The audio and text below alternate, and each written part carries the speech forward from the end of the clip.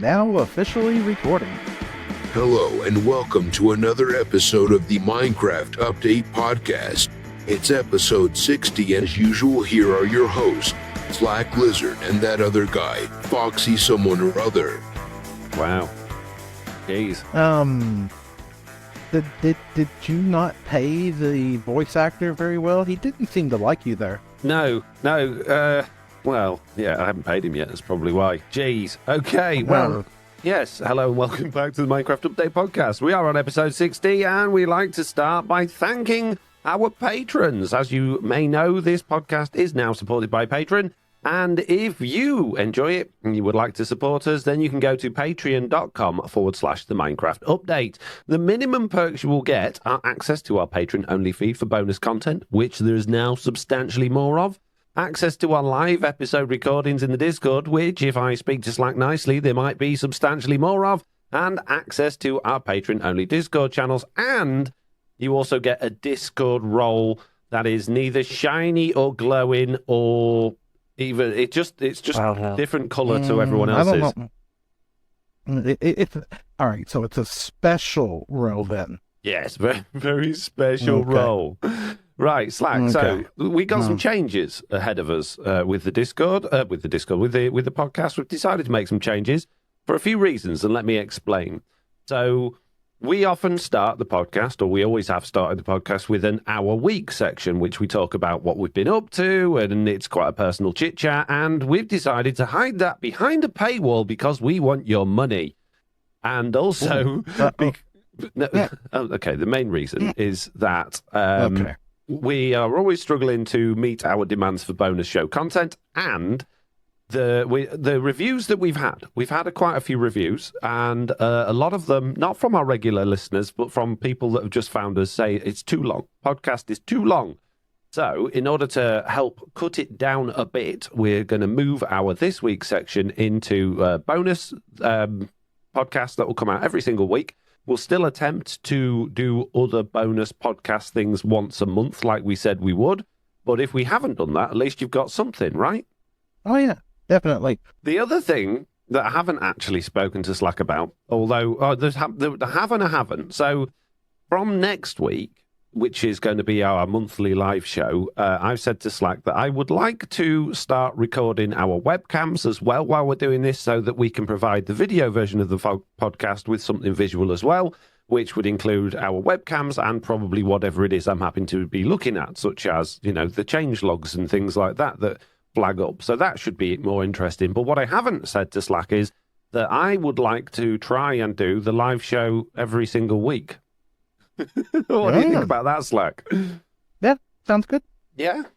Okay, yeah. Well, starting next week then, we'll see how we get on. Now, I can't guarantee that because there are still very many weeks where we are either on, at the wrong day or at the wrong time because life happens. But when we can be on the right day at the right time, we will attempt to do things live, and I think that'll make life fun. And then, obviously, Slack, there's one more change, isn't there? There's another change? What other change? Well, obviously, we paid that voiceover guy a lot of money to do the intro to the bonus show, and I got me to thinking that there's a lot of our podcast which now comes from the community. We've got a feedback, Bugdate, wish list questions, which generally involve me and you stumbling over the ability to be able to pronounce what people have said and actually read them. So I thought I would pay another person substantially less money to read each one of those out for us. But then I thought, I'll do it for free by getting the text-to-speech system. That could be interesting, especially if there's grammar mistakes or anything like that. This could be fun. Yeah. So now, the voiceover that we got for the podcast, the title that we've just had, is basically a trailer guy sound, but it's not actually a text-to-speech thing, but it is. It's basically, I have to run that through a program, then change the speed and the pitch, and then add some effects to it to get it to sound nice. So I've actually been trying to train my own trailer guy, which is very, very early on in the training, but it is getting there, Slack. It is slowly coming through. Would you like to hear what my trailer guy train sounds like. Well, yeah, that sounds interesting. Let's see what it sounds like. Hello, and welcome to another episode of the unofficial Minecraft Update podcast. So he's not very well. By the sounds of things. Sounds a little sickly, yeah, just a little. But he's getting there. So I have backup until he's fully functional. Do you want to hear backup, Slack? Okay, let's hear the backup. Hello and welcome to another episode of the unofficial Minecraft Update podcast. So she obviously, I can understand what she's saying, which is helpful. Yeah, that helps. Sounds a little bit like Stream Lady. Yeah. It does sound a little bit like Stream Lady, but a little bit more posh, I would like to think. So we're going to jump straight into the feedback rather than going into our weeks, and we're going to start with Stitch Figs, and I am going to ask our new lady friend text-to-speech person to speak it for us, Slack, and we'll see how this gets on, and if it becomes incredibly annoying, then we'll stop doing this and we'll read them ourselves. You ready? And I think we should ask the people for their feedback about this as well. Yes, that's a good idea. Feedback is always very, very welcome, and we've actually got a good amount of it today. We've got a good amount of feedback, Bugdate, wish list, and a couple of questions as well, and we've got a whole bunch of news. So it's a good job we haven't, talked our way through 10 minutes. Oh, geez, we've got rid of this week and still managed to ramble on. Oh, man. Oh, well. Right. Come on, Stitch Fix. What you got to say? Stitch Fix says, I think you guys are great. You put in so much work and it why your channels aren't much more successful. I see some people grow so fast. And I've checked out a few lately. Just wishing you success. Putting out the good vibes. Plus, it would be nice for Mojang to boost some of its Bedrock creators.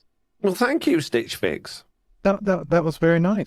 It would be nice if this new text-to-speech lady was a bit quicker. She's a bit slow, isn't she? Yeah. If she just, sped up just a little bit, yeah. Yeah, I don't think I've got any control over that, unfortunately. There is a playback speed option, but it automatically speaks, so I can only change the playback speed after she's finished talking. Yeah.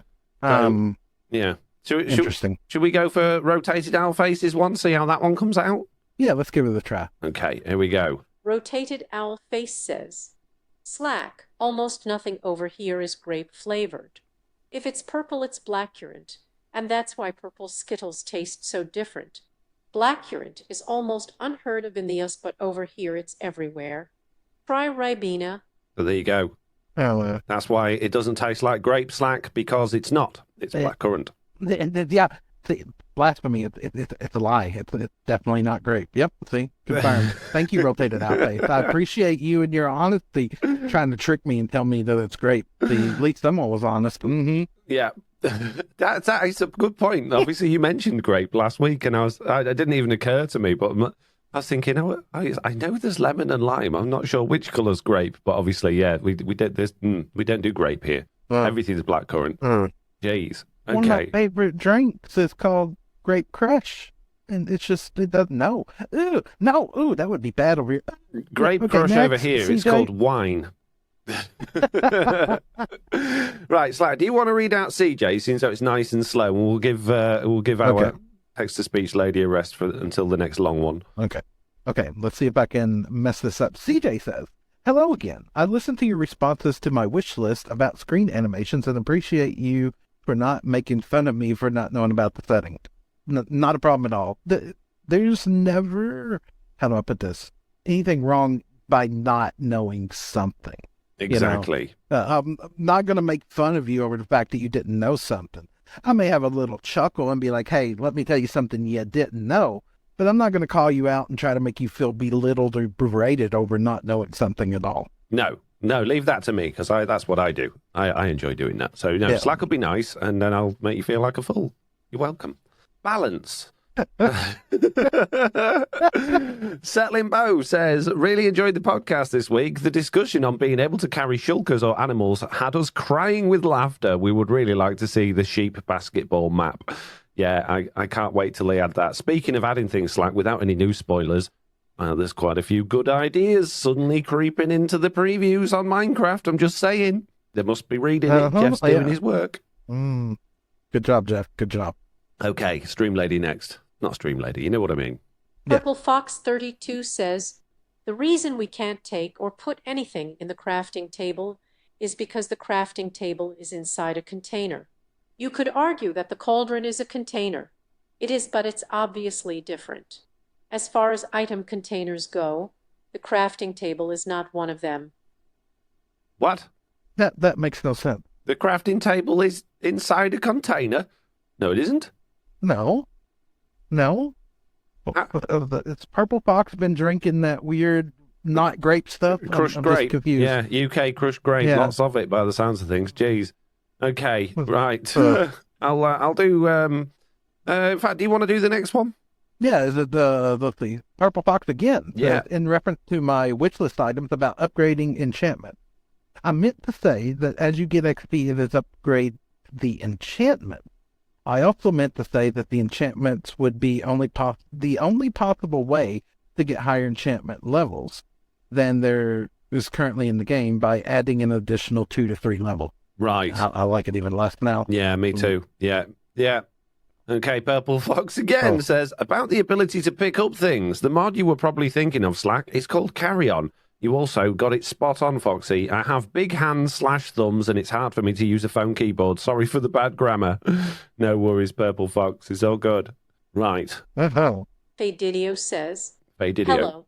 You can indeed see the emote you are doing when on an iPad or iPhone. In that world's settings, in video, turn off hide paper doll. A little picture of what you are doing displays at the top left of the screen, and this includes emotes. Continue the awesome content. We appreciate it. Faded Dad. Faded for Daddy-O and then Faded Dad. Excellent. Good job, streamed lady person. Jeez. He seems to be having some issues there. No. I actually don't like paper doll. I don't like paper doll at all. I hate it. I know it comes on as, I think it's even on as like default on mobile devices and maybe even console. So yes, Faded Daddy-O, in that case, you are probably correct that when a player does an emote, they can see it, but it's not the same. And they should turn it off immediately because it's horrible. In my opinion, of course. Yeah. Yeah. In my professional Minecraft podcast unofficial update opinion. Yeah, I would agree. Okay, right. Stream Lady's got a big long one coming up in a minute, so do you want to go next? Yeah, I'll go next with Robo Rufus here. And they say, I remember the reason I switched to you guys instead of the spawn chunks. They were talking about how one of them made spaghetti for dinner or something, and I didn't care. LOL. You guys make the best podcast. Hope this gets in because time zone things. Robo Rufus got spaghettified. Oh, man. Spaghetti sounds good right now. With some garlic bread, doesn't it? Yeah, I'm quite hungry, actually. Did I forget to have lunch again today? I think I've forgotten to have lunch again today, Slack. Yeah, that's why I'm hungry. That makes sense. Yeah. Okay. Right, you ready for a ridiculously long one? Okay, I'm kicked back. I'm relaxed. Let's go. Here we go. The JT Crafter says, hey, Foxy, anyone and hopefully someone. Long-time listener here since Foxy was doing the podcast solo years ago. I finally joined the Discord community and would like to give some quick feedback about the pod, even though I'm currently still on episode 55. I have listened to many episodes in a row trying to catch up. As a professional in the creative industry, as a photographer and videographer, I would like to tip my hat off to you, and I hope that this podcast lives on. P.S. The sound of Foxy's voice and humor is why I got attracted to your channel in the first place, and it introduced me to Slack and Jesse. It's like having a soothing, yet funny little comedian in my ear with my Jabra AirPods in whilst I work, and the complimenting tones of Slack and Jesse only back this up. P.P.S. Sorry this is a little bit long. Signing off normally, because I didn't want to copy the clever Minecrafty sing-offs that are on the spawn chunks. JTE. Sorry. Where'd the E come from? I don't know. GTE. Oh man, I don't know if I can continue doing this because it's just I'm not concentrating on what she's saying, just how she's saying it, and it's very very distracting. Okay, I think she also managed to miss a massive chunk out of what was said then somehow. He did. Yeah. He did somehow, yeah. Yeah, so at the top it was like, I've listened to many episodes in a row trying to catch up, and I would like to agree with many people that say the quality is great and I appreciate the effort that Foxy puts into the edit. and then as a professional in the creative industry. So yeah, there's a big chunk missing there. But thank you, and thank you for liking the sound of my voice. And I'm sorry that instead of my voice today, you're getting horrible Stream Lady. Jeez. Slack, as a break from Stream Lady, Wow. I'm gonna give this one to very, very much unwell trailer guy. Okay. Okay. Tita Does Stuff says, to expand on the carrying idea, Enderman could be able to teleport you, but they deal damage, a bit like the Warpers in Subnautica. They'd only do it if your hitbox and the Enderman's hitbox collided when it's aggravated. That'd sound so good if it was good, wouldn't it? I love the trailer guy voice. Yeah. It just sounds like it sounds even more of a chainsaw than me. He's a bit robotic still. He's got some learning to do. Yeah. So maybe he needs background music with him every time he speaks. yeah, that really impressive, like dun dun dun dun, orchestral hit background music. Like, yeah, that would be amazing. Yeah. Jeez, don't give me more work to do, Slack, because I'll do It's it. okay. It's okay. We should It's probably okay. respond to the feedback rather than talking about the what's his name. So Trailer guy. Yeah. yeah. Ugh. But I'm not. I'm going to move on. Right. Mr. K is up next, and they say, I disagree with Foxy's rant against the turtle helmet. The big advantage is that you fully recover your breath by just putting your head out of water for a moment, because the water breathing lets you breathe, recover, even if you go right back under the water. Also, they accept all the usual helmet enchantment. I'll agree that they are a pain to get, but it's not hard to build a scoot farm. Meh. You know, without going into change logs that I've already read for this upcoming week, the turtle helmet is even less valuable soon. Oh, I'm interested to hear that, because I've clearly missed something from the change log. So good news. Well, just go on. Now when you're flying and you enter a 1.5 gap space. No. Yeah, I did see that one. No. Yep. So grazing along the nether ceilings or any ceiling is not going to be viable with the turtle helmet anymore, because you can glide across it now and not take no damage. So but you won't be able to. Yep. Mm-hmm. So we'll get to that obviously in the news. But are you saying that change log means that if you fly underneath something, you're going to just stop flying? That can't be right. According to how it reads. Oh, geez. If you're flying up there and you're suddenly within a 1 block area flying, you're in an area smaller than 1.5 blocks. In theory, that should stop you from flying. We'll see. We'll cross that bridge when we get to it. Jeez. Benji says, Hello everyone, or just Foxy, because that would be a new one.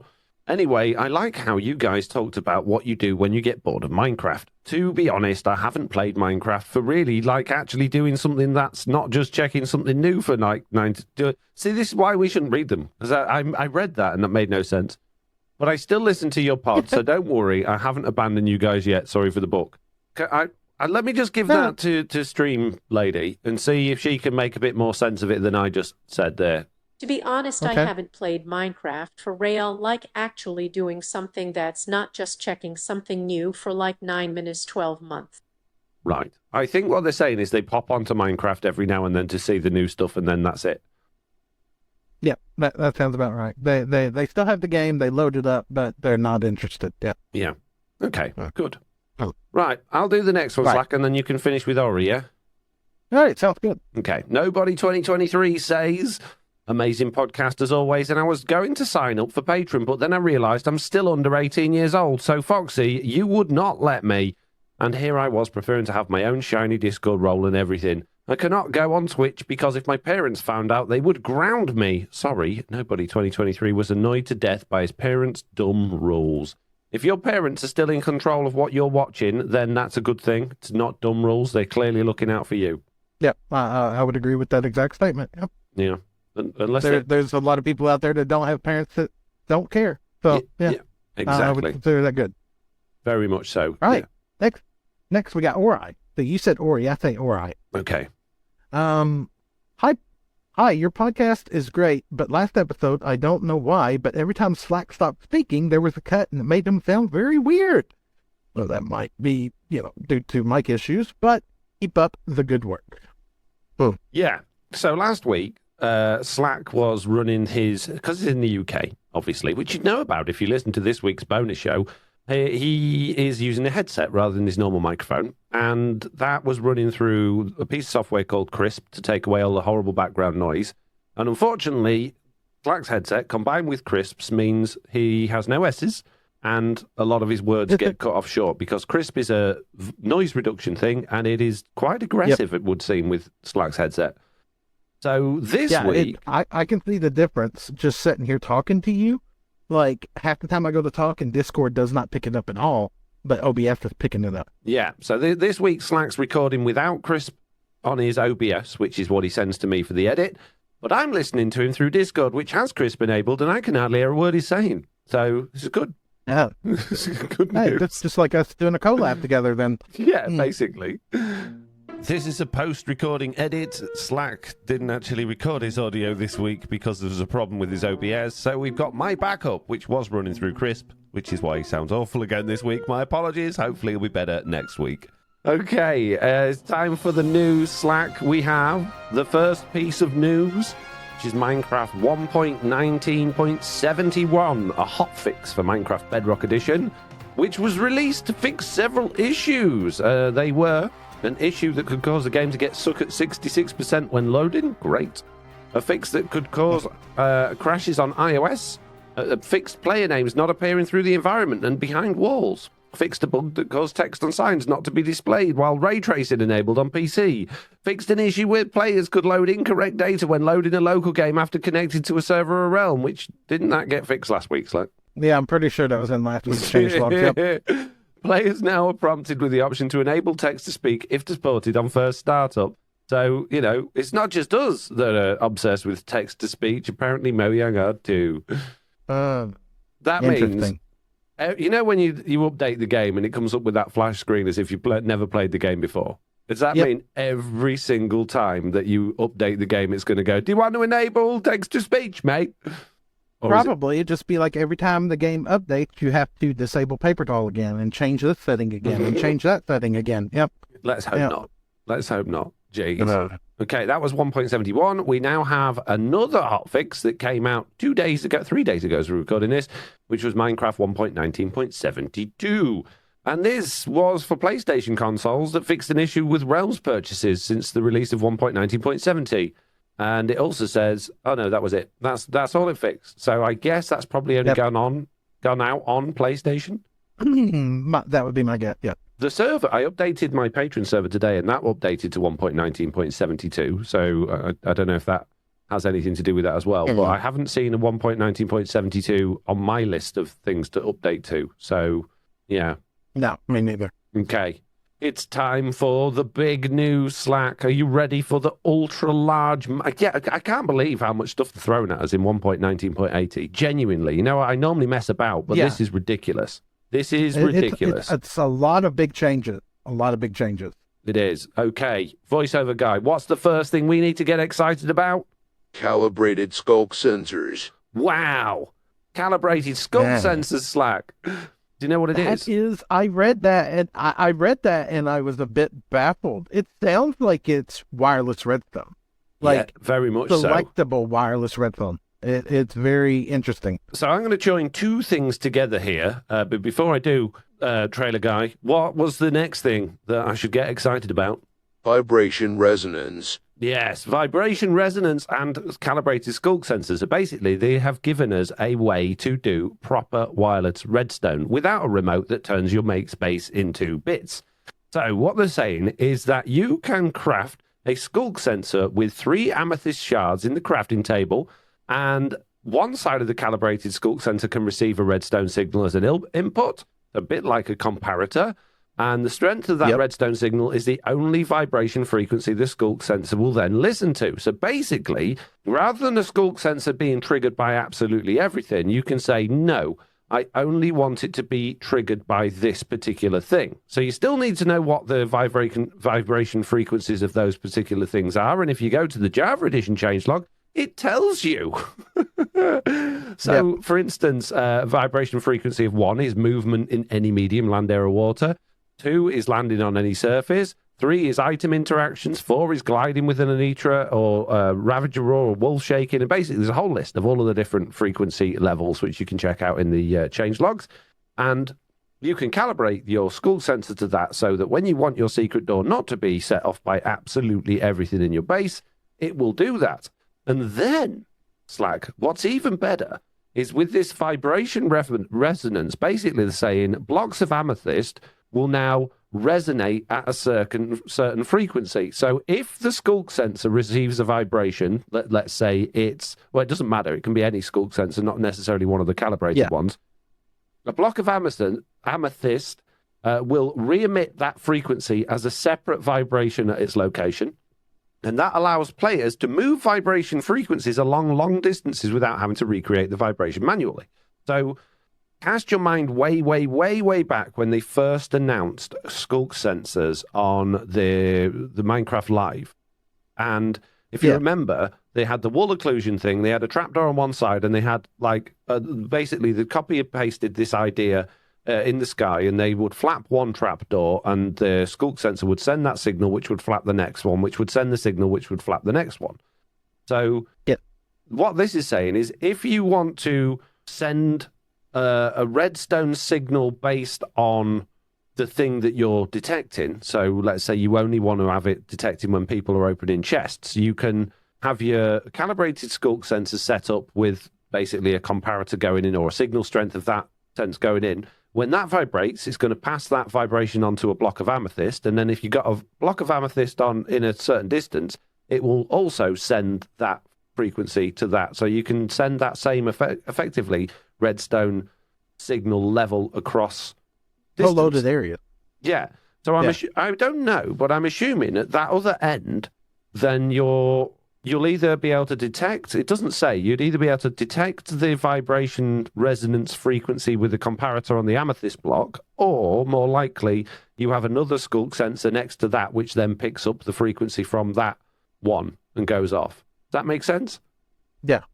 Yeah, well, can't you detect a redstone output when the Sculk sensor activates? Yeah, exactly. So if that's the case, like my first thought on how I can use this is like at my drown farm. Because you have multiple trident killers set up over multiple areas, and sometimes you need to go turn on trident killer in the north, but when you do, you're unloading trident killer in the south.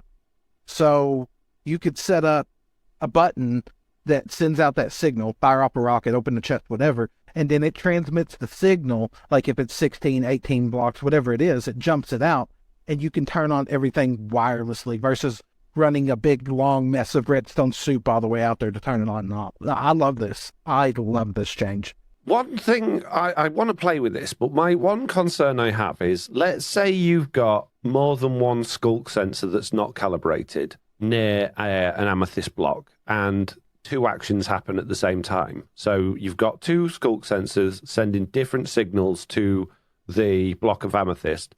Which one does it pick up, and is it going to be random? Because it shouldn't, but it probably will know in Bedrock Edition. Second of all, it's probably going to have a lot of bugs like observers when they first come to Bedrock Edition, not actually observing, you know. Yeah. Second of all, what if you've got one Sculk sensor and a whole bunch of amethyst blocks around, like in the area? So what I'm assuming happens, again, I haven't played with this, but I'm assuming when it picks up at this frequency, it must send off like that little particle that it does to another amethyst block, right? In order for the next amethyst block to pick up that particle, unless I'm getting this wrong. So if you've got like... No, I think you're getting that wrong. Am I? I think, because you're using the custom, or does this work when you place any amethyst block against any sensor, or only the calibrated? I don't think it doesn't say you have to place it next to it, which is why I'm concerned. So I'm imagining you've got like a Sculk sensor that's calibrated at one end, and then a few blocks away from that, you've got a block of amethyst. And then a few blocks away from that, you've got another Sculk sensor with your redstone output. And you do something to via the first Sculk sensor, that sends a vibration particle out to the block of amethyst, which then resonates and sends that same level of vibration out to the next Sculk sensor. But it's also going to send it back to the original Sculk sensor, assuming it doesn't happen quickly. Ooh, you're worried about a feedback loop. Yeah, but, yeah, not just that. But then if you got, let's say, 20 blocks of amethyst in there, that first Sculk sensor is going to be sending out 20 particles to all of the different ones of those. Then they're going to be sending another 20 particles off back one way and back the other. It's going to be particle spam, is what I'm thinking. Unless it only sends to one, I don't know how it works. But I'm really interested. I wish I had time to play with this before I read this changelog. Because the other thing is, will a block of amethyst? It says it re-emits its frequency as a separate vibration at its location.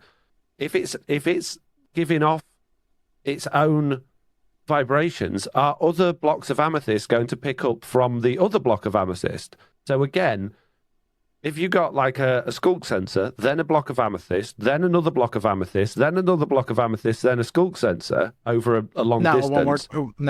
Won't work like that. Why? The only one that's because the way that I'm reading it here is you place the Sculk sensor down and you place the amethyst directly adjacent to the Sculk sensor. Okay.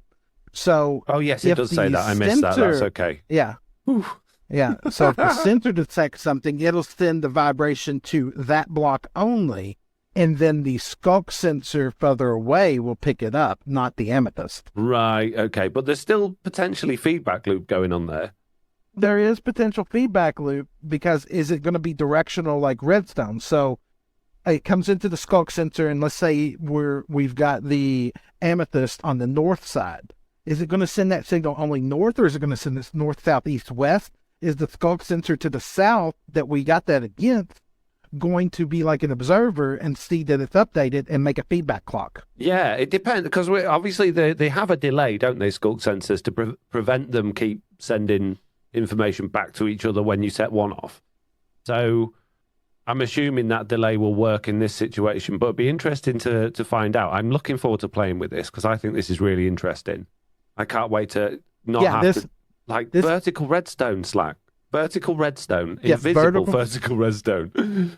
Oh yeah, like you could set up like in between builds where you have farms. You have a farm over here that you want to turn on, but before you either had to run the redstone underground or do this or do something crazy.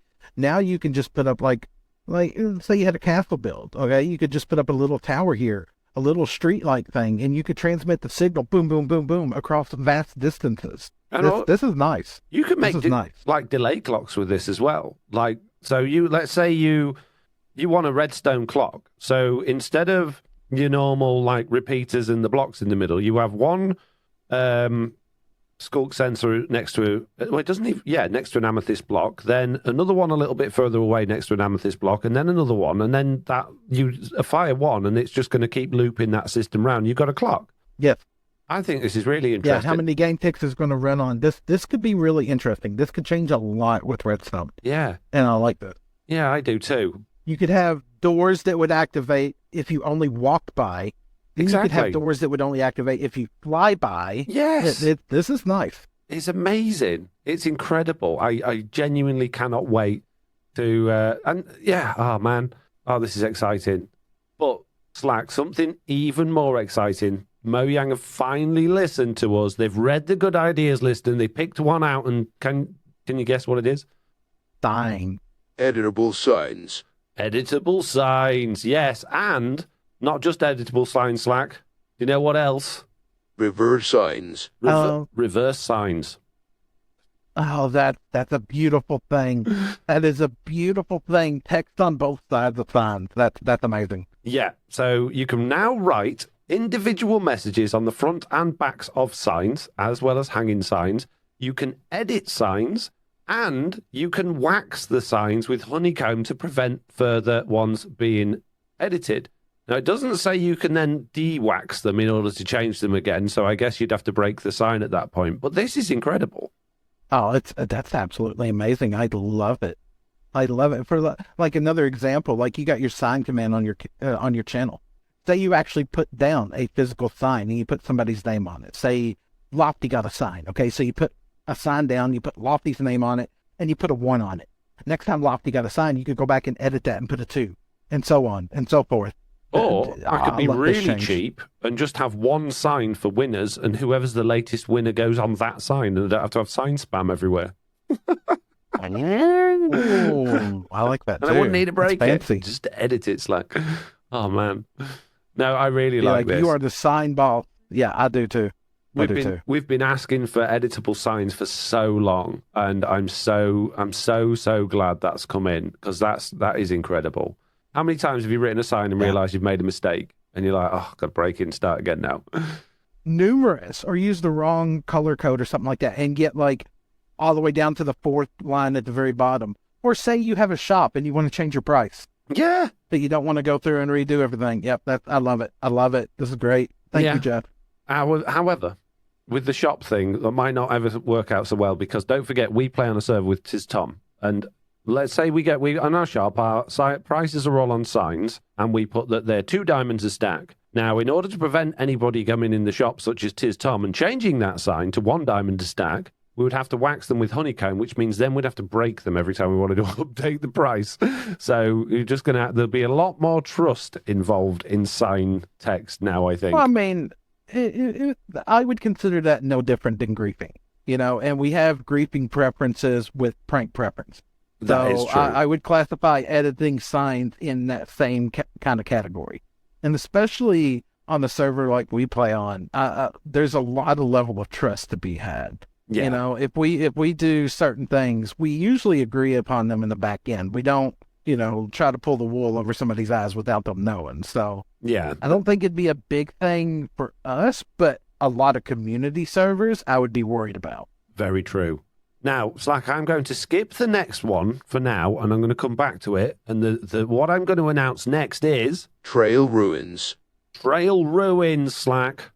Where I don't see where Trail Ruins It's are. in archaeology. Oh, okay. Archaeology has been Oh, updated I see again. that. They've added Trail Ruins, a buried structure from a lost culture. So we've got a whole new bit of lore there.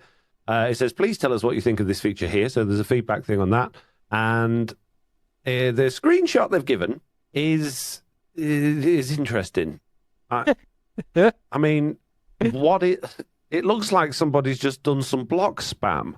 Yeah, that looks like grief spam is what it looks like. Yeah. Yeah. What's that all about? You know what it really looks like? It looks like it's random block from other areas mixed into other biomes. It just looks odd, doesn't it? I mean, I'm assuming that's going to be underground and you'll have to dig it out. It does say buried. So now when I'm digging out perimeters, I have to deal with random Bits of terracotta and glazed terracotta and and brick and they just cobblestone. And I think it needs to look more interesting. It just doesn't look nice, does it? it doesn't have a ruin feel to it. No. It looks like it looks like block vomit. I'm just It being does. honest. It looks bizarre. So yeah, I think we should give them some feedback on that and just let them know they could do better with that one, because that just looks all kind of wrong.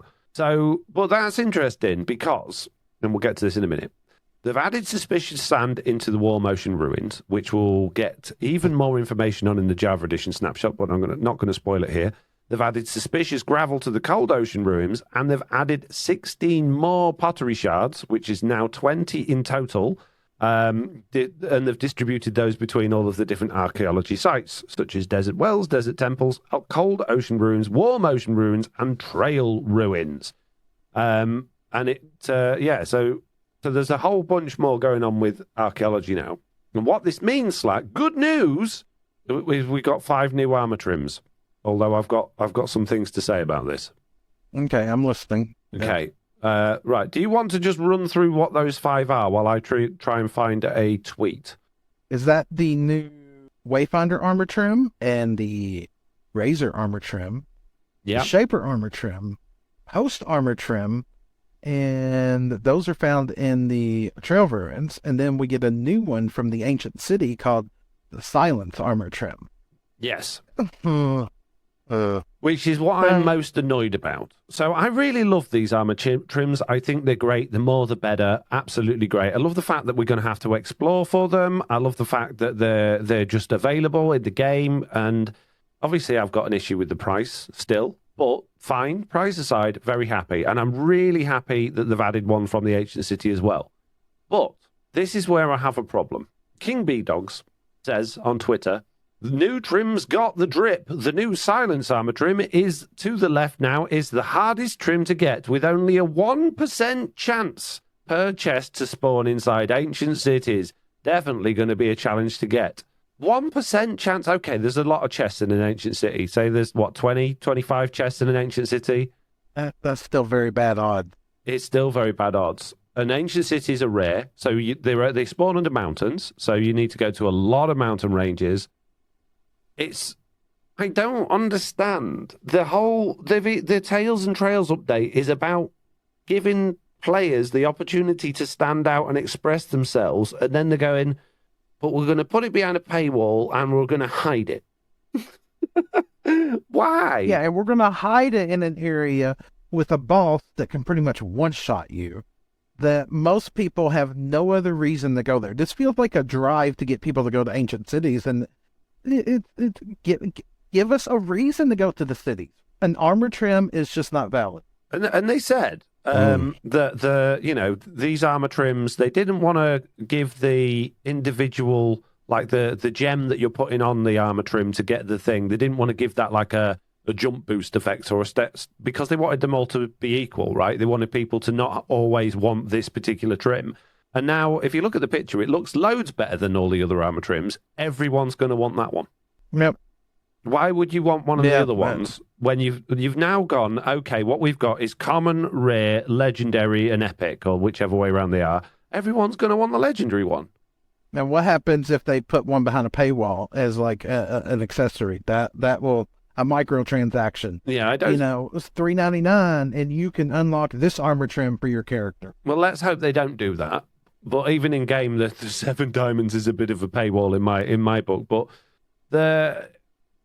it's like there's two things going on there, and they don't meet in the middle. No, not at all. Not at all. I'm happy for more content, but I feel like the execution of this content is just bad at that moment in time. It doesn't make sense. I mean, I like it, but that's the one I want now.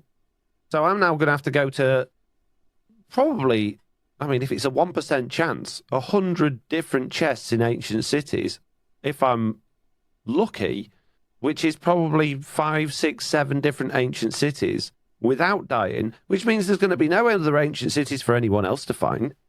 And I'm going to have to do it on day one on my server, otherwise someone else has already been there. Yeah, exactly. Because, like, you'll take Tiz or Jeffy or somebody, they run out and hit all the ancient cities. Like, you couldn't find one now on TB that's probably within 1,000 blocks that hasn't been raided, Yeah. I don't like that at all. No. I don't like that at all. I think the chance is way too low. But I don't make the rules here. I don't want to keep beating on these trim things. I really love that they've added it to the game. Genuinely do. I think it's great. I just feel like it's all a little bit backward. Okay, moving on from that, we have new petal particles for cherry leaves in the cherry blossom biome. Pink petals now make a sound when adding more petals to them, which is interesting because I was told that you couldn't get more petals. So how can you add more to them? Oh, I'm confused about that. Wait a minute. New petal particles for cherry trees, leaves. So by default, are they going to have no petals? Can you get a cherry leaf with no petals and then add all the petals you want to it? I'm confused. No, I think the pink petals are that like the carpet on the floor, aren't they? Which I don't know. From the way it reads to me, is they're going to emit a particle off of the cherry leaves, which we don't. Yeah, no, I think they're separate. I think that's just saying they've updated the particle for the cherry leaves, and I think they're saying separately the little pink carpet stuff, the pink petal carpet that surrounds the cherry blossom biome, makes a sound when you add more petals to them. So I'm assuming they work a little bit like candles, where you keep clicking on them and it sort of spreads a bit more. I have no idea. In fact, if you look at the book report, there's a couple of videos on there. I'm going to check one of those out. Yes, I thought they weren't renewable as well, but yeah, maybe they are. They must be. I can't believe they're not renewable. That sounds very sus and very weird. Yeah. Okay, right. The player's camera no longer appears in sized blocks when sprint and swim are held. So that's good. Players are now forced to stop flying when forced into a 1.5 block tall space. Now, Slack, I'm going to disagree with your thoughts on this one because I think this means if you are in a space that is no taller than 1.5 blocks tall, so a block and a half, then you will be forced to stop flying because you'll be too close to the ground. So I still what about think the achievement that requires you to fly through a 1x1 space? I know. That's what annoys me about this, is that, again, they haven't really thought this through. Why? Because it's fun to fly, like thread the needle, I think it's called, isn't it? It's fun to do that. Yeah.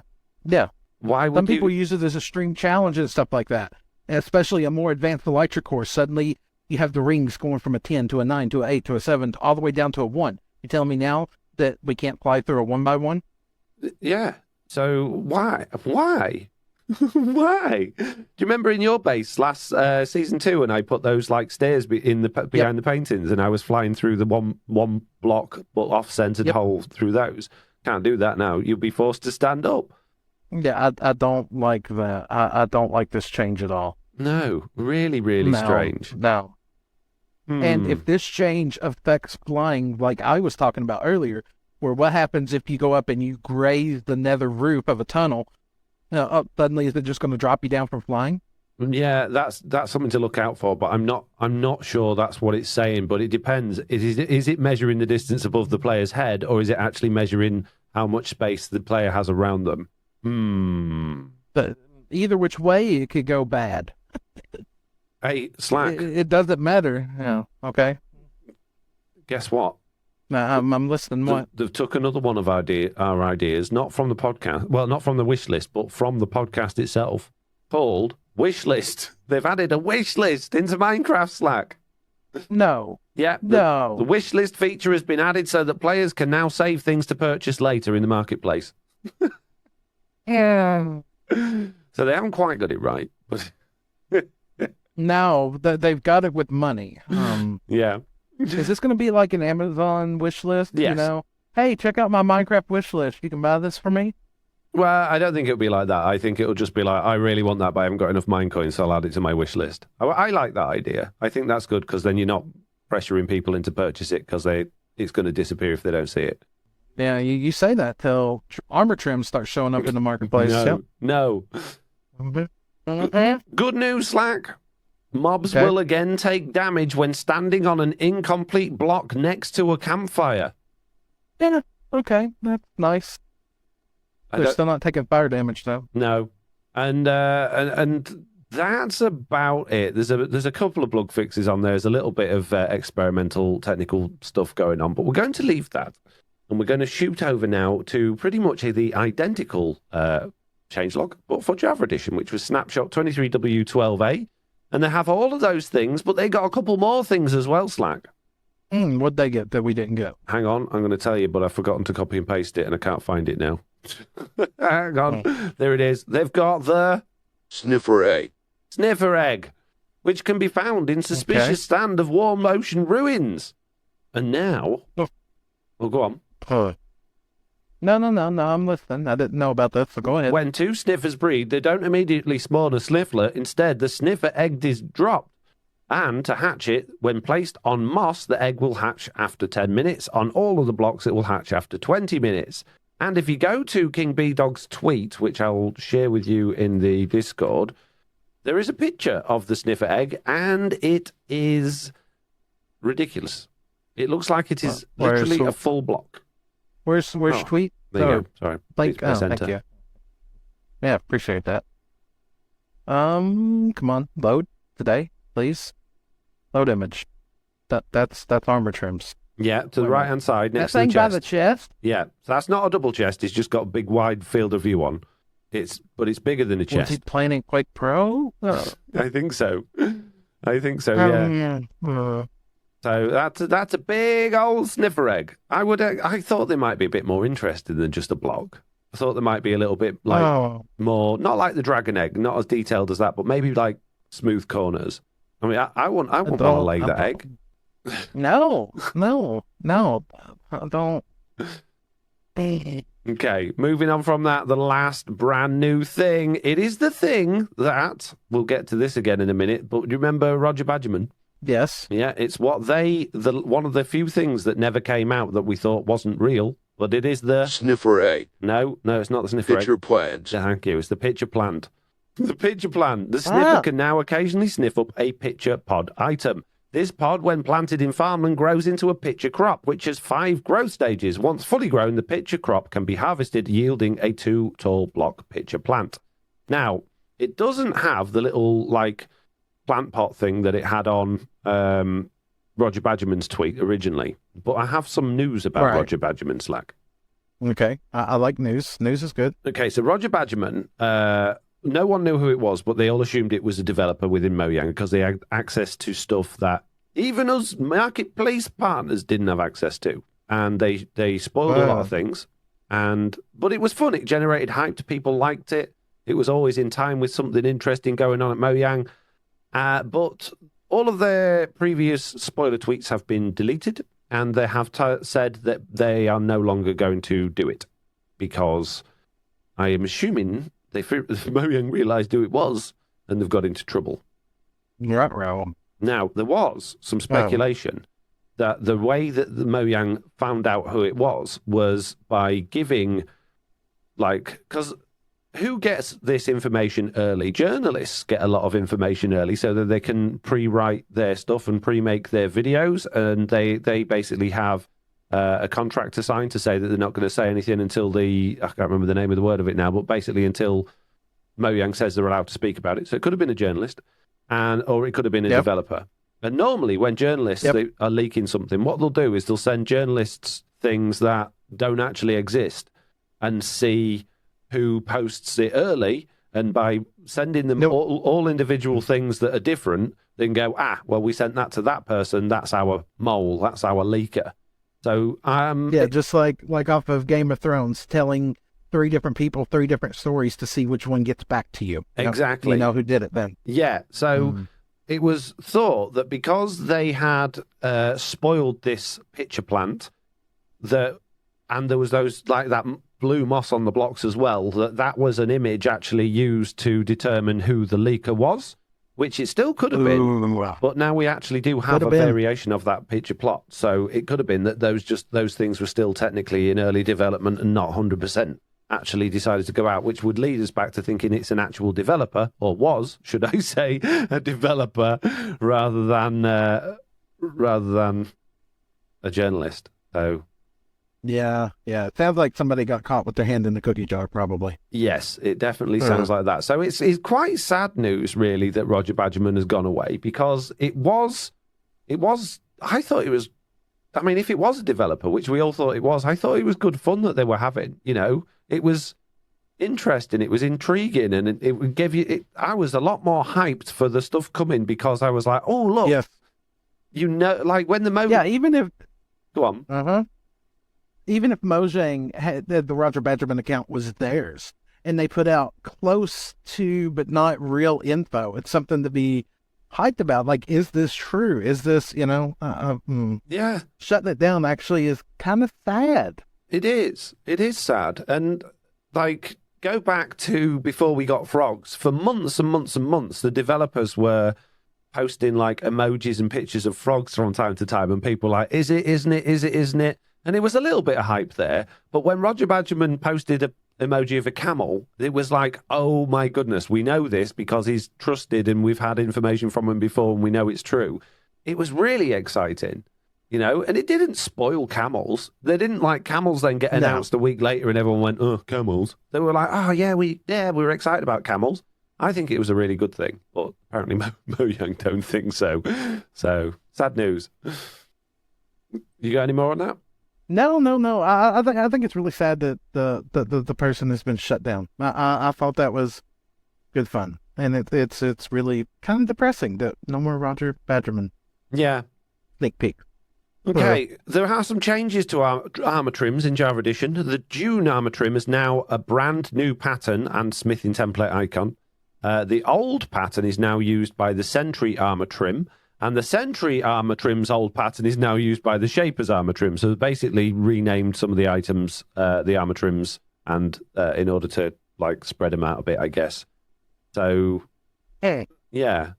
And then there's minor changes. There's a bunch of technical stuff in Java Edition. You've also got the game events and the vibration frequencies, and they've also got a game events thing which basically have vibration frequencies as well. There's changes to lots of things, and there's lots and lots of bug fixes as well, which obviously we're not going to go into. And if you do want to find out about those, then please do check the changelogs. They will be linked in the description below. Okay. Slack, that is the end of the news. It's time for the bug date, and we both got bugs this week. What's your bug? Yeah, I don't like the new crouching animation that's been introduced in .70 or whatever it is. Is that is it the same that's in Java Edition, where it takes a second? Shrink. It takes a second, and it adjusts your whole camera down, and it's really messed up right now with block placement. Place down 2 chests, one on top of the other, then crouch down and go to break the bottom one, and you break the top one. It's really messed up. Yeah. I haven't noticed the animation effect, but I haven't actually really played in it to be fair. But yeah, it seems like 1.19.70 has completely broken crouching. So what I did notice was if you stand on a block, right, and there's a block in front. Oh, there's how do I explain this? Let's say you're standing in front of a hill, but the next level up is flat for a few blocks, and so you've got waist high blocks in front of you. If you point your cursor at a block on the top somewhere and then shift, whilst the cursor does move to the block in front of that one, it doesn't actually line up with the cursor anymore. No. So the block selection, it's really messed up. Yeah, it's way out. Which is awful. That makes the game pretty much unplayable, because I generally go around when I'm doing building and stuff and I'm piling up, I'm sneaking a lot so they don't fall off things. Yep. Now, I've also got a sneaking problem. I don't like that. My sneaking problem, which I have a bug report for, is that, you know my armor stands add-on? Yep. It's broken. And it's unfixable.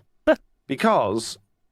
Now I've done a whole bunch of tests on this. I've even made a little add-on for this to test it, which I've updated the Jira bug report with to highlight what's going on. Basically, if you are sneaking when you interact with an entity and holding an item, so basically you can, with an add-on or behavior pack, you can detect when the player's sneaking, and you can detect if they're holding something in the hand, and if they're doing both of those things, then you can say, yes, interact with this. So for my armor stands, obviously, normally with an armor stand, when you shift and click on them, they will change the pose.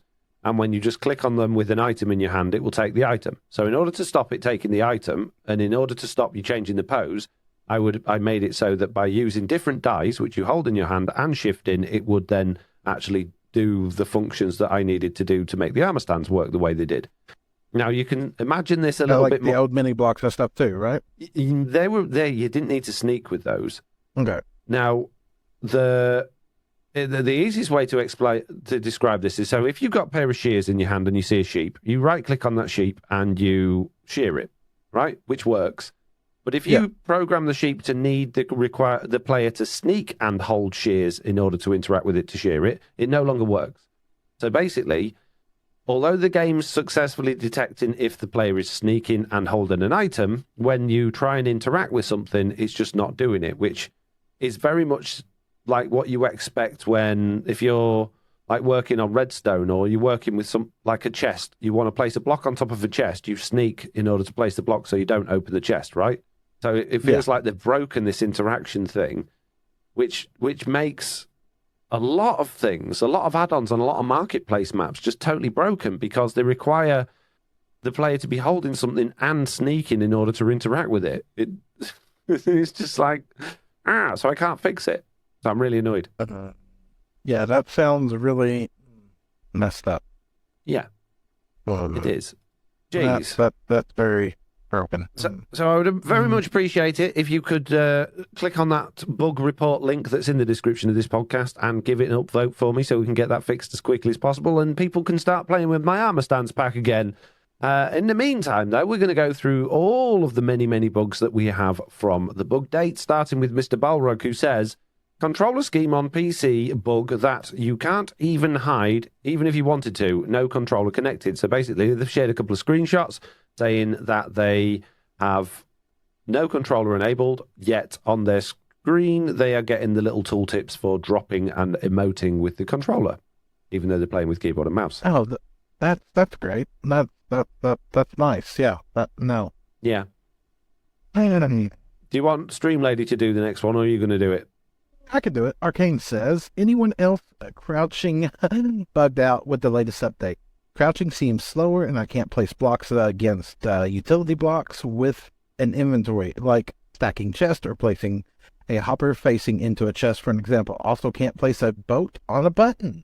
So my spawn-proof ice roads are useless this way. Oh, that's messed up. Yeah, it's because the game can no longer detect you crouching or crouching and interacting properly. Thank you, Arcane. Brood says, I've noticed it too. It's been very frustrating building with redstone. I can imagine it has. Right, the next one's quite long, so I'm going to hand this one over to Stream Lady Slack. Okay.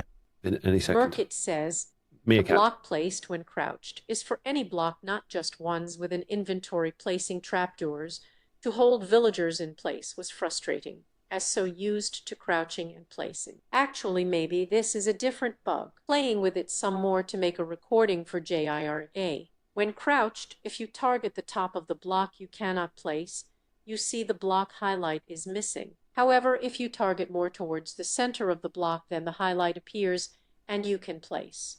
I wonder if this is to do with the reduced hitbox. So maybe intentional. Well, it took her time, didn't she? They've fell asleep while she was on about it. yeah, they've definitely broke crouching, and then it's bad. Yes, yes, very, very much so. Right, okay, I'm going to read the next one because I only got a little one before. It says, Burton72 says, first off, I play on Xbox One S. I found a weird feature. I accidentally placed a boat on the second floor of my house, and it floated through the boards. I've recreated this along walls, chests, and glass blocks. The cursor has to be the equivalent of less than one board, or using an oak board floor, I think they mean planks, away on the floor. Further away, and the boat stays. If done along a wall, the boat can hang in the floor, and when broken, ends up outside. Oh, God. What did we say? It's bad. What did we say last week about not doing monthly updates because they're all broken? Stop it. Yeah. Stop it. Yeah. And I mean, it even continues right here with Marabella Jade. Says, I've been having issues mining in .70. Say I'm mining a too high strip mine and my cursor is on the lower block, but the upper block is the one that is selected. And then Tiny Raccoon says, well, Foxy, you got your wish. Everyone's complaining about 1.19.70. Jeez, yeah, we haven't had this many bug dates in a while, and there's more to come. Yeah. Okay, so next up, we got Tiny Raccoon. I'm wondering if this is going to be related. Let's find out. Hi, all. Today I have a bug that I discovered but cannot repeat. This was where I went up a water elevator and said something in chat. I came out of the water elevator and insta-died. Chat message was, Tiny Raccoon fell from a high place. Yours confusedly, Tiny Raccoon. So the bug that they fixed recently, where you would bob up and down on the top of a bubble elevator and then come out of it and insta-die because you've just been accumulating fall damage, is back again. Great. That's good news. Yep. Tiny Raccoon also says, hi, a bug or possibly intentional feature I discovered today was that magma cubes, even giant ones, can climb up ladders. As you can imagine, this made recovering my gear a hassle and in general made my life a pain for 5 minutes and then 2 hours after that. Regarding gear that had all burnt in lava, Tiny Raccoon died from impossible thorns and all of this netherite armor burnt. Jeez, yeah. Most mobs in Minecraft have the ability to climb. It's just not very often you actually see them do it because they don't pathfind up ladders and things like that. But because the magma cube bounces, and if you're at the top of a ladder, it will bounce towards the ladder and then it'll go up the ladder. But yeah, that can happen with like villagers and all sorts. Yeah. Yeah, that's very annoying. Yeah. Next up, we got Graybeard here. And Graybeard says, light bug is especially noticeable in 1.19.70, where patches and stretches of land, water, and even underwater appear brightly lit when no torches or light blocks are present. It is easily seen at night, but can also be seen during the daytime underwater. Some stretches of light go on for hundreds of blocks in straight lines and right angles. Only bug I could find for this was for a realm bug, but I noticed it is in my non-realm world. Yeah, this bug's been around for a couple updates now. It's getting worse too. Yeah, I've had that since 1.19.50, I believe, on Truly Bedrock. So, oh no, we didn't go into 1.19.50, did we? We skipped that one, I think. So it was the one We skipped it there, but whichever one was 1.19.60, the one before that. yeah, I think it was introduced in .50 because we updated Slackville to that. And I hadn't seen that long before we seen it on TB. Yeah. It was annoying. Zenman, Still annoying. 16, says, comparators cannot read a chest or other item within inventory through a target block, but can read it through hay. The target block is between the chest and comparator. That, Zenman, is because a target block gives a redstone output based on how close your arrow is to the target. Therefore, if your arrow is not in the target, i.e. on the floor somewhere or missed by a mile, it will give an output of 0, which is why you can't read it through a chest. It's a redstone item. It's not a bug. I don't see people that use target blocks to redirect redstone signals from item filters to do redstone torches. Is that... I'm trying to think. It's weird. I think they can read a chest. pass through a redstone signal, can't they? But you can't read, because the comparator works. You can read a chest through a solid block with the comparator to the other side, because obviously otherwise you wouldn't be able to have like secret doors, or you wouldn't be able to use item frame comparator locking mechanisms and things like that. But if you put a comparator in front of a target block, the target block is its own output because you're shooting it, so you can't use that as a solid block. Yeah. Okay, I get it now. Yeah, I was like, wait a minute, but it's a target block. But yeah, it's yep. Won't work in that situation. Sorry, Zen Man. No. There's 2 more from Zen Man. Right. Zenman 16 again says, redstone lines being redirected into the target block continue to pass over as if not redirected, and then to continue, they say, to see this, put a redstone line leading to a redstone lamp, then place a target block just to the side of the last bit of dust that connects to the lamp so that you can see the dust redirect away from the lamp. The lamp will stay lit. I'm confused. I'd have to see that. I have to see that. I'm trying to process that in my brain, and I don't see it. No.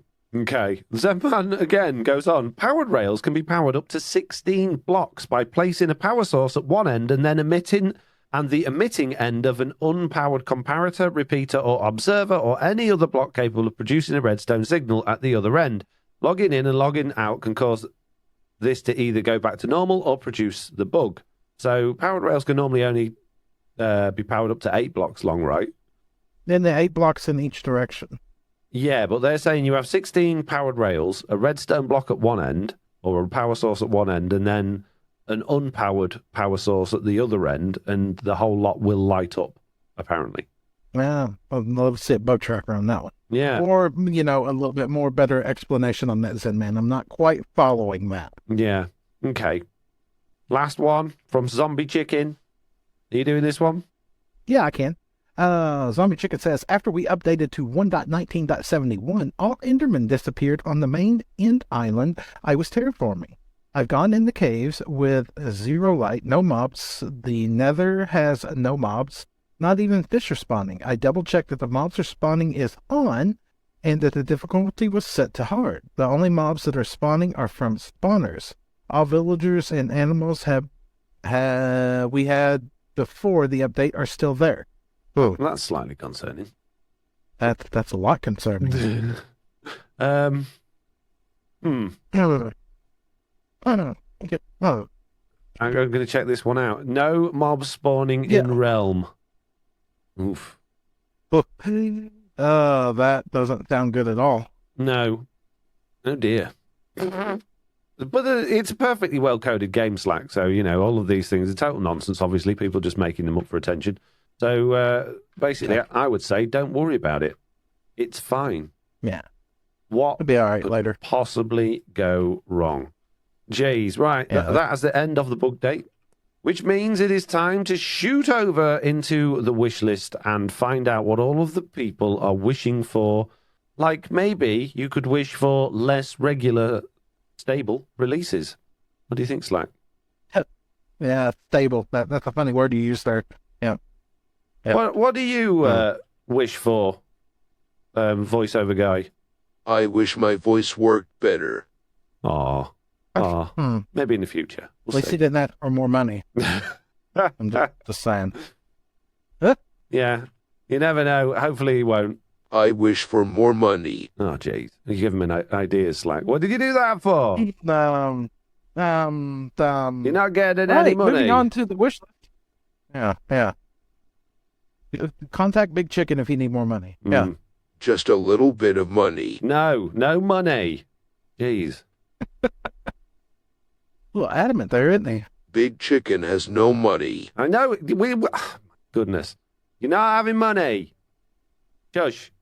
Okay. Right, Slack. Start with CJ because I'm Yeah. getting irritated by Trader Guy now. Okay. Demanding. All right. Calm down. Just breathe, Foxy. Breathe. And listen to what CJ has to say here.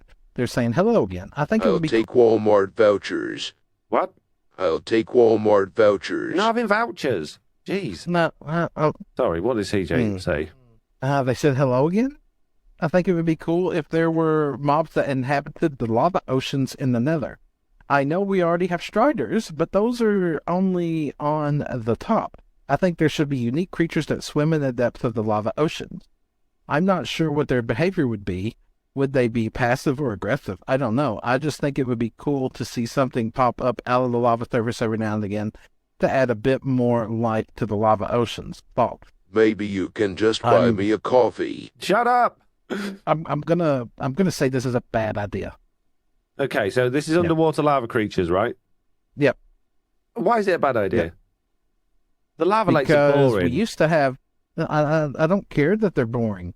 I care about spawn proofing and everything like that. Think back to when we had no mob despawning or very bad mob despawning, and blazes and magmas and everything got down underneath the. Filled up the lava legs. Yep, and they took up all the mob cap, and you got nothing spawning. No, bad idea. Well, there'd still be mob despawning. So, they would still despawn. They would just No. spawn in, like fish. You No. could, if that would be the same argument for fish, wouldn't it?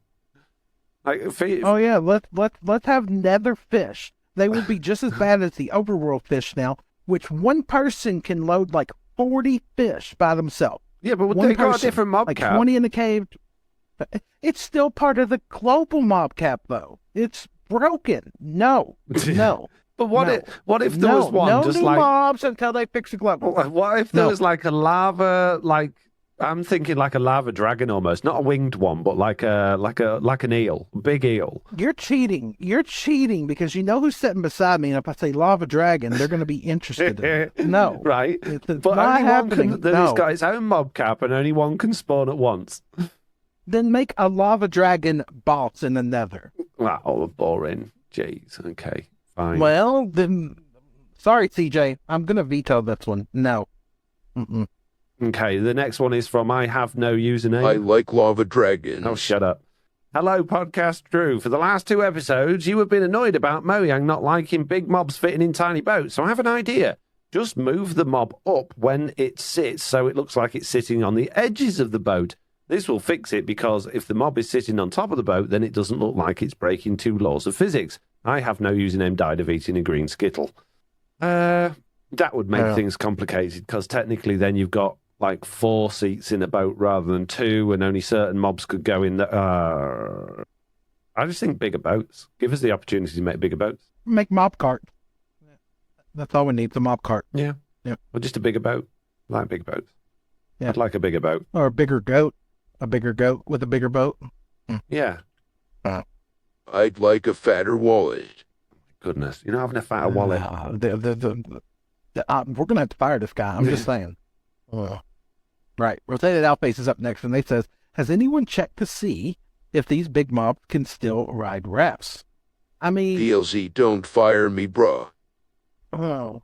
I mean, is that their reasoning? What's that? Is it a perfectly logical move to encourage the use of rafts? So you can't put them in a boat, but can you put them on a raft, is what they're asking. Yeah. And I put, rafts don't exist. They're literally boats with the sides removed. They have no difference in terms of game design or behaviours. But what you're saying makes total sense. I guess they could argue that a raft would be unstable or would sink. Also, where's your wish in your wish, So then Roth said, I wish I could transport large mobs on rafts. Happy now? Well, it's a good idea. It is a good idea. But then they would have to code the raft as a different type of entity than a boat, and I don't see them doing that. Or how about, just leave it alone. Let us put mobs in boats. Yes. It's that simple. That would be better. Yeah. Okay. But why break something that wasn't broke? I don't know. Why? Why? Why would you break something that's not I like breaking things. Oh, shut up. Well, Is that getting boring yet, Slack? No, it doesn't bother me at all. I mean, I've done collabs with you for multiple years now. I'm used to Big Chicken walking in or Chuck or something. It doesn't bother me. Yeah. Okay.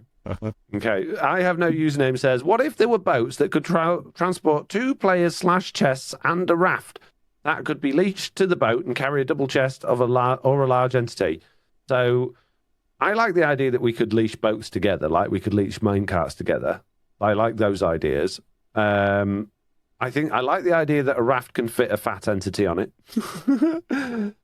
I like the idea that a raft could have a double chest on it and get pulled along. I think that's a great idea.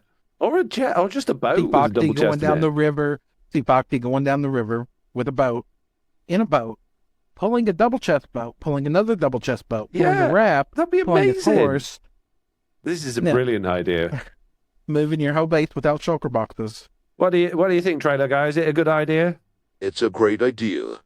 Oh, Trailer Guy says it's a great idea. All right, Trailer Guy, what about when you hit a chunk border and suddenly your chest of everything is gone?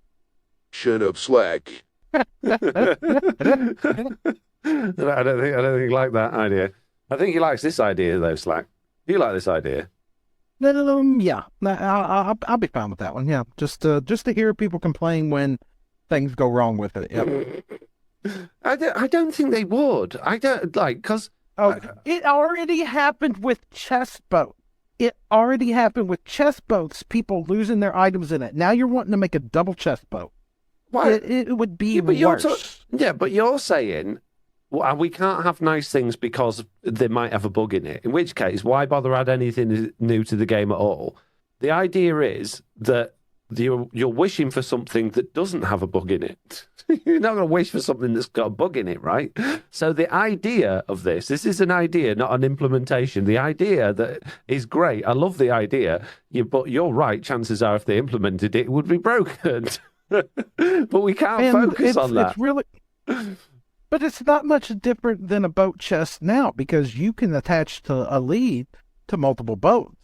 So, or rather, you can grab one lead and attach it to one boat because you used to pull Sheep of Dreams, and then you could attach another one. So you could take 6 or 7 boat chests and pull them behind you with all your stuff already.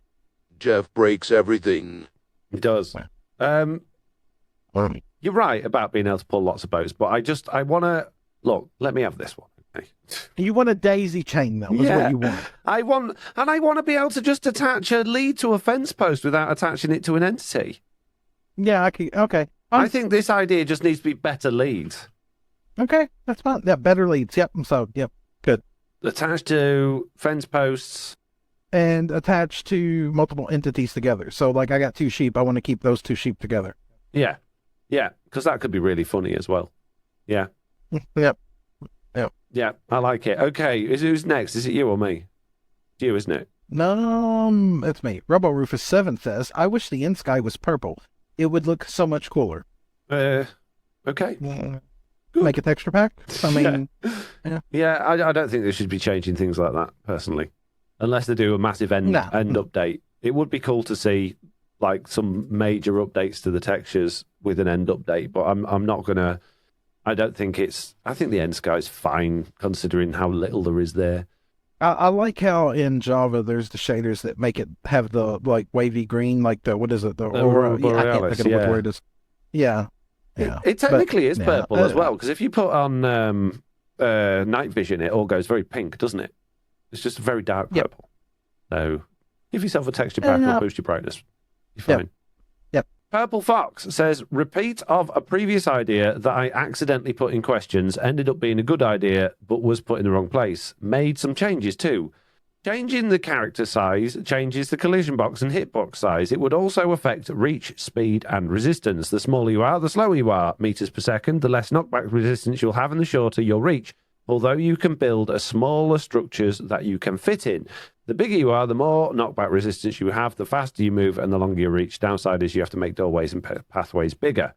I loved that idea when you came up with it the other day, but I don't think they should all of a sudden have smaller blocks if you're smaller. But yeah, if you could, like, be bigger or be smaller, I think all of those things should apply because that makes sense. Or what if you could select your character size based off of a slider? You know. No, I just want it to be like a something we can either just do as an add-on, like for maps and things, or if it was like a potion effect, I think would be really fun if you could just become 1 block tall and just be really small and experience your world from a mouse point of view. I think it'd be brilliant. Or like take another potion and be really, really big, but slower. Well, I did something like that in the past, but I did it with armor effects. So you wore a full set of armor, it would change your player profile to change you this way. Yeah, but so if you wore a full set of diamond, it made you like 30 blocks tall. But yeah, but it doesn't affect the camera position, does it? And it doesn't affect your speed and your hitbox or anything. So yeah, I think that's a really good idea. I think that's a lot more well thought through, Purple Fox. And for me, just to have, I've wanted that before. So when I did my Infinity Dungeon map on the marketplace, the idea was that when you started that, you were small, and the more experience you got, the bigger you got. So you get more health, you would get stronger, and it all worked. And you could even make the players shorter and taller, but the camera didn't work with it. You know, it didn't move, it didn't change anything. So it was kind of pointless. So I'd love that in the good ideas bin, personally. It doesn't have to be vanilla, but it can be add-on based. Okay, add-on based, yeah. Okay. As long as we specify add-on based. Okay. Not vanilla. Okay. Yeah, the cool guy is back and says, "Hi, podcast crew. It's me, the cool guy. I have an idea. So we all know that if you have a big name tag and name it Jeb _ and I put it on a sheep, the sheep turns to rainbow colors. And about the dinner bell name tag trick, sorry. So here's my idea. If you grab a name tag and put Foxy No Tail on it, and then put it on a fox, it should lose its tail. Always love the podcast. Keep up the great work. The cool guy died from trying to use an umbrella as a parachute." That cool guy doesn't seem all that cool to me. Fair enough. So from a joking point of view, I think that would be fun. It would be nice to think that I would get to the point where Mo Young would go, "Oh, let's throw an Easter egg for Foxy No Tail into the game," seeing how he's worked so hard at pointing all of the problems out with our software. But it's one of those things where if you do that for one YouTuber, then you open a big old like rabbit hole, like who you got to start adding in things for all of them. So I think keeping that to like the developers. In fact, I think they did that years ago when Minecraft was Mojang was a tiny team.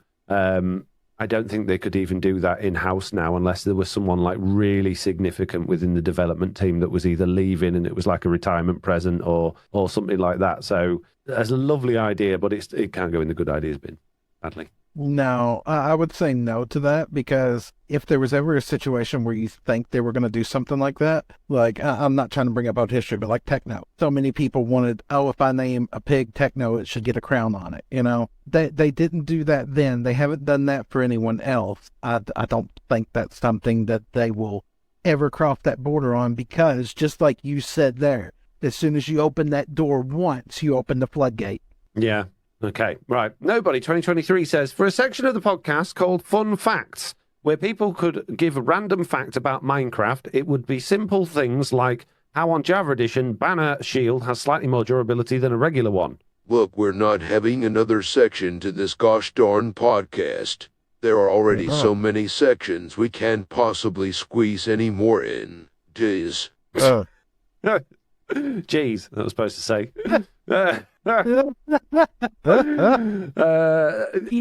think we got enough sections, to be honest with you. I don't think we need another section. I'd love to bring the quiz section back, but unfortunately, with only 2 hosts, it's very difficult to do.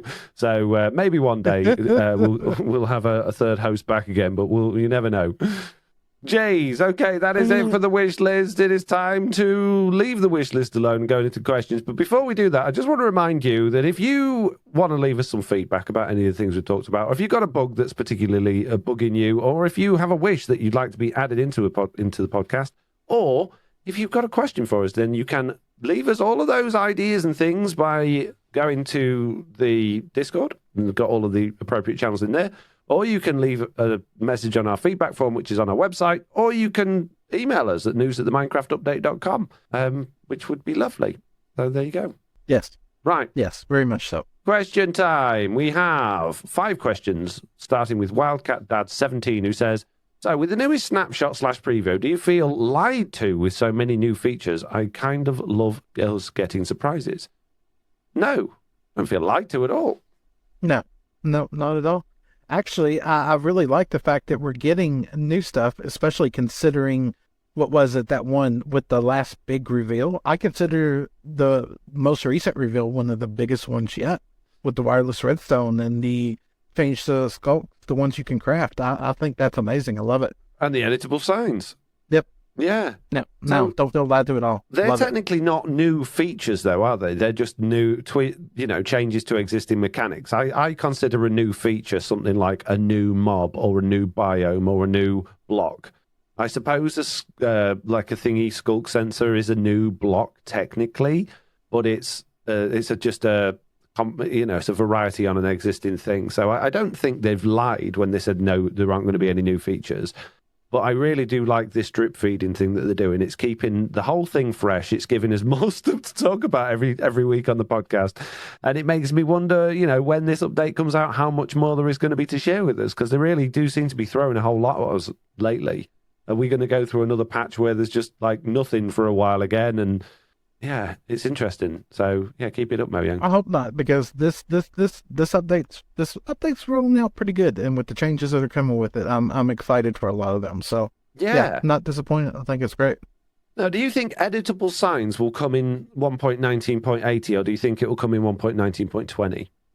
I'm going to lean towards 1.19.80, but it's weird because that also, it feels like that's part of the addition with hanging sign. Yeah. Because you're going to have text on both sides. So I don't know. But that's a feature that they could implement now and just, it wouldn't make any difference, right? And then it would just be normal when we get hanging signs. So yeah, I'd be interested to see if they did that. The fact that it's in the same changelog for Bedrock and Java Edition at the same time makes me feel it's a 1.20 thing that's coming rather than anything else, because although I assume there is going to be a 1.19.5 for Java Edition, I have no idea whether there will be. It could be that the next update for Java is 1.19.20, in which case all of these things that are in that changelog must all be 1.19.20 things. But I don't know. Know. No, neither. Okay, next. Don't know. But speaking of don't know, let's go to Nobody Here 2023, and they say, what is your favorite block for build? You go first. I've got a crutch of blocks that are my favorites. I love quartz. I love magma blocks. I love red nether brick. I love lava. I love blue ice. I love the expensive blocks. Yeah. I like my go-to, if I'm going to get to pick whatever I want to build, it's deep slate, mainly the cobbled deep slate varieties with andesite. And I've started throwing a bit of blackstone in now, which I kind of like as well. And obviously basalt. Basalt goes really well with it as well. What about you, Trailer Guy? What's your favorite block for building? My favorite block for building is shut the hell up. Wow. Interesting. Well, maybe we should give you some money. Okay. No. No One Asked says, so I was playing with a mod pack where the zombies lose limbs, mutants grow limbs, mutant zombies do both. Today, a certain mutant zombie grew 555 limbs, lost 121,212 limbs and grew another 222 limbs. What is the change in the number of limbs the mutant zombie has compared to yesterday? No, and then I don't know. I don't care. What a stupid question. No, no, not interested. Not interested. You keep your limbs to yourself, mate. Don't be bringing them all over here in my don't touch me personal with space. Jeez. Get the hell out of my bubble. Exactly. Okay. So Nobody 2023 is back again, and they say, have you ever considered a red versus blue style war with 100 players? No. No. I don't know where I'd find 100 players. Your patrons and the people? No. No. Could you imagine how laggy that server would be? Yeah, exactly. Yeah. No, because they'll be like, are we playing on Java Edition or Bedrock Edition? Oh, we've only really got Bedrock Edition. There's probably only about 12 of the people that, like, my patrons that have even played Java Edition. 100 players on Bedrock? No. God, no. No. Bad. Okay. Banned. Nobody, don't ever say that again. Emma says, our last question, hi podcast crew, I've been playing Minecraft on my phone and due to the last update, I've lost my 2 worlds. One was survival and the other creative. My question is, how do I make sure this doesn't happen again? Is there a way I can make backups? Many thanks, Emma Sharp. Oh, geez, on your phone, it's tricky. So obviously you can back up your world inside of Minecraft by clicking the copy world button. And I believe on mobile there will be an export world button as well. I think you can do that. In which case, it should ask you whereabouts on your phone you actually want to save it. So I would do that. If it doesn't have an export world button, and your phone isn't one of these that locks you out of your technically operating system files, then you could Google where the files for your worlds live on your phone, and you could use a file manager to go in there and grab them and copy and paste them somewhere else. I know on my phone, which is Google Pixel, Android now block you out from those folders, which is annoying. But I think on other phones, you probably still have access to it. Speaking of phones, you want to know something interesting, Foxy? Go on. The other day, I ordered a USB to USB-C connector because I wanted to use this headset on my cell phone for when I was going to take the flight back in reverse. Oh, yeah. And I decided to try something silly. I plugged a USB hub into that USB going into a USB-C and hooked it up to my phone. And then I hooked up a charging cable to that, which actually charged the phone. Then I hooked up my headset into that, then my mouse, then my keyboard, and I could use all these things on my phone. Wow. Okay. Yes. That's good. But just random fact. Random fact. I'm just saying. Oh, that's lovely. Uh-huh. Yeah. Good. Mm-hmm. Well, Slack, that's So the I end of the could questions. play Minecraft on the phone with, Sorry. Crack on. good talk. No, I'm good. Just gonna drink my Pepsi. Just a bit weird, you know. I felt like it was a big old podcast today. We're less than 2 hours in, which is what we were aiming for, I guess. So that's it. I guess we had like 40 minutes of, pre-podcast. Yeah, That's great. That is true, yeah. Yeah. Like I said before, if you want to send us a question, then you can by emailing us at news@theminecraftupdate.com, or you can fill on the feedback form that's on the website, or you can join our Discord, which we prefer because it's nice and easy. Don't forget, we are supported by Patreon. If you enjoyed this show, then please do go to patreon.com/theminecraftupdate and consider pledging at any of the various levels available. Don't forget, next week we said we are going to be doing our live show, which hopefully, if we've got things right, will probably be Wednesday evening. Slack, is that good for you?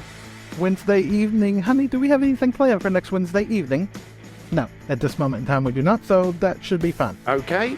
And, so I guess then... What have you got going on this week, Foxy? No, this week, nothing. Well, this week I've got to get DaVinci set up on this computer, this laptop, because I had only came over here with the intentions of just streaming. But since I'm going to be over here for a couple months, I've got to get it ready for editing. So I got to get all my asset folders from music and pictures and everything, get that all set up on here. So hopefully next week videos are going to return to normal as well as normal streams. Okay, well, for me, I didn't stream today. I haven't been streaming Monday evenings either, which I should have been doing, and I have no videos ready because it's just been totally crazy this week. So hopefully next week, fingers crossed, I should be able to get back to things as normal, get things back on track. And that's it, all that's left to say. Wait, let me do it. All right then, jeez. right. All that's left to say is the same thing I say at the end of every podcast, which is, if you didn't like listening to my TTS goodness, then don't come back next week. Wow. No, do come back next week. do absolutely come back next week. Jeez.